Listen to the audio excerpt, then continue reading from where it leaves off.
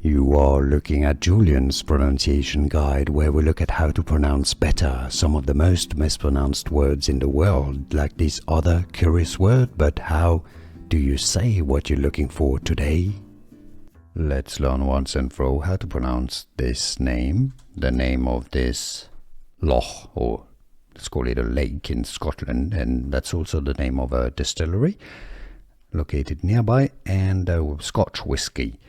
So let's go through the Scottish pronunciation and how it's usually pronounced in English. Loch Lomond. Loch Lomond. Now, you can pronounce it as Loch, and you can pronounce the D at the end as well. So Loch Lomond would be the more English pronunciation. Loch Lomond. In Scottish, the Scotch whiskey is pronounced as Loch Lomond, or Loch Lomond. And now you know. Here are more videos on how to pronounce more confusing words and names too many mispronounced. Like this video if you found it useful. I appreciate your support. I'll see you soon, and thanks for watching.